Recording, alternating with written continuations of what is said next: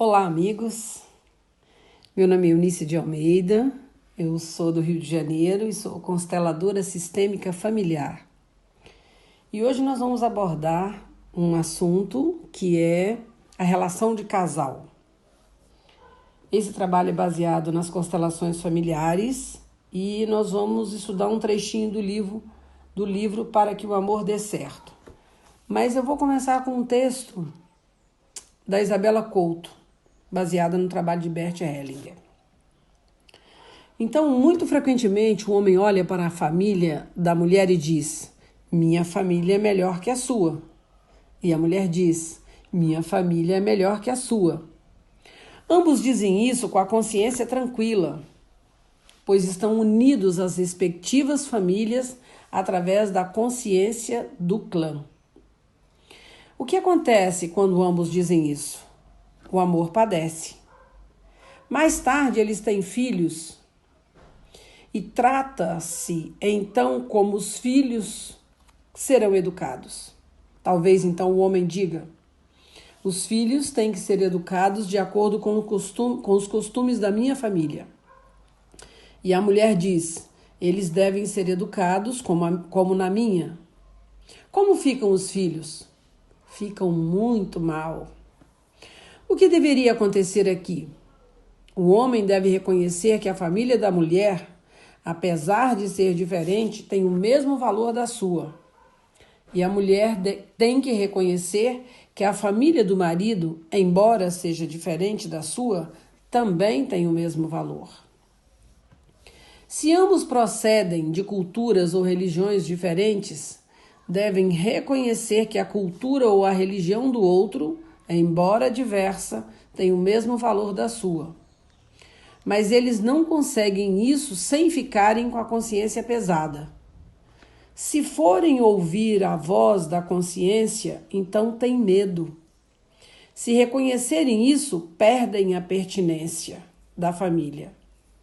O progresso e a paz na família só acontecerão se ambos deixarem sua boa consciência para trás, se ambos estiverem prontos a se sentirem culpados. Quem não conseguir se sentir culpado nesse sentido, permanecerá para sempre criança. Isso é bem interessante, porque aqui o Hellinger está se referindo à segunda consciência, que é a consciência do clã. Por exemplo, aqueles que pertencem à família Oliveira têm um mesmo padrão, têm determinadas crenças. Apesar da maioria das crenças serem as mesmas, mas tem um determinado padrão. Ou uma família tem um padrão social, tem um nível cultural, tem uma família de músicos, não é? Então, quando nós nos unimos a uma outra pessoa, acontece que muitas pessoas não conseguem deixar a consciência da sua família, porque ela tem medo de deixar de pertencer. Então, ela casa, mas ela não consegue assumir o parceiro e construir essa nova família inteiramente porque ela está presa à família do clã. Então, vamos dar um exemplo. Os punks, por exemplo, todos têm que usar roupa preta, aquele cabelo, né, naquele estilo que eles usam. Então, é isso que está funcionando dentro desse tema que o Hellinger se refere aqui. Então, nós vamos ler um outro trecho que diz assim: as raízes diferentes. O relacionamento de casal está vinculado a um âmbito e tem raízes que remontam a um passado longínquo. Essas raízes se encontram na própria família de origem. Delas, nós crescemos, por elas estamos marcados, apoiados e também limitados. Pois tudo e também cada família tem limites. Tem crenças. Por isso, é necessário no relacionamento de casais que os parceiros estabeleçam algo em comum, porque tem raízes distintas. Esse algo comum é o respeito e o acolhimento daquilo que é diferente. E exatamente nessa diferença é que o casal se forma. Trazendo aquela faceta, incluindo a faceta do outro e se enriquecendo com isso. O primeiro obstáculo a um relacionamento é que um não reconheça ou tenha dificuldades em reconhecer que o companheiro tem raízes diferentes das suas e, portanto, está marcado de maneira diferente.